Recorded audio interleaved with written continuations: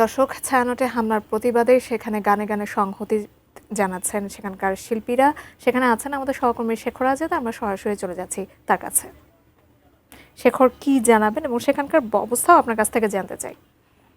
যে হচ্ছে সহিংস যে হামলা হয়েছে, আপনারা জানেন যে গত 18ই ডিসেম্বর যেই হচ্ছে শরীফ ওসমান হাদির মৃত্যু খবর পাওয়ার পরে যে বিভিন্ন জায়গায়, বাংলাদেশের বিভিন্ন জায়গায় যে সহিংসতা ছড়িয়ে পড়ে এবং হচ্ছে আপনারা জানেন যে সেই সহিংসতা ছায়ানটের উপরেও আসে এবং হচ্ছে সহিংস যে হামলা হয় সেই হামলার প্রতিবাদে আজকে ছায়ানটের পক্ষ থেকে যে ডাক দেয়া হয়েছে বাংলাদেশের শিল্পী, সাহিত্যিক এবং হচ্ছে নানান শ্রেণী পেশার মানুষের যে আহ্বান জানানো হয়েছিল যে গানে গানে সংহতি সমাবেশ করার, সেই সংহতি সমাবেশ থেকে আপনাদের সাথে যুক্ত আছে। আপনারা দেখছেন যে শত শত মানুষ কিন্তু এই যে ছায়ানটের যে সংহতি সমাবেশ, সেই সংহতি সমাবেশে তারা কিন্তু হাজির হয়েছেন এবং হচ্ছে তারা এতক্ষণ ধরে প্রায় গত 1 ঘন্টা যাবৎ তারা বিভিন্ন গান গেয়ে তারা হচ্ছে এই সংহতি তারা জানিয়েছে এবং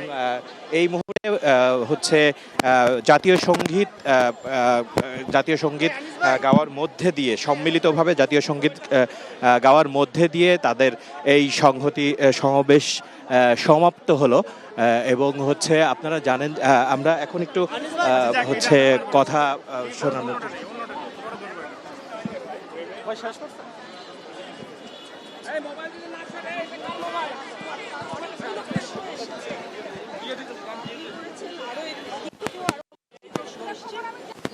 আসলে সব প্রশ্নের উত্তর দেওয়া জরুরি। বললেন যে হাজার মানুষ এখানে এসেছে, এইটাই সব কিছু বলে দেয়।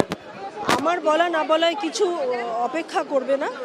আমি যেটা মনে করি যে আমাদের যে বাংলার যে সংস্কৃতি, সেটা তো ছায়ানট তো আজকের প্রতিষ্ঠান নয়, সেই 1960 সাল থেকে তাদের এই যাত্রা অব্যাহত আছে। কোনোদিন রাজনৈতিক কোনো পদক্ষেপে, কাজে তারা অংশ নেয়নি, কিন্তু সংস্কৃতির মাঠে তারা সবসময় সরব ছিল। তো সেই দিক থেকে আমি মনে করি যে এই প্রতিবাদটি ভীষণ রকম জরুরি ছিল, কারণ যা কিছু আমাদের চারপাশে ঘটছে এটা আমাদের জন্য অত্যন্ত বেদনার এবং কষ্টের। কারণ আমাদের একটি জিনিস বুঝতে হবে যে আমরা যাই হই, আমরা বাঙালি। আমাদের বাঙালির যে আবহমান সংস্কৃতি, সেটা কিন্তু আমাদের নিজস্ব। সেই সংস্কৃতির উপর আঘাত মানে আমাদের জাতিগত যে চেতনা, তার উপরে কিন্তু একটি আঘাত। না, কারা ভয় পায়? যারাই ভয় পান।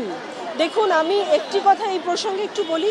2001 সালে ছায়ানটের যে রমনার বটমূলের যে অনুষ্ঠান, সেখানে কিন্তু একটি বোমা হামলা হয়েছিল এবং সেইটা ছিল আমার রমনার বটমূলে যাওয়া প্রথম অনুষ্ঠান। আমি সেই মঞ্চে ছিলাম। সেখানে মঞ্চের পাশে 10 জন লোককে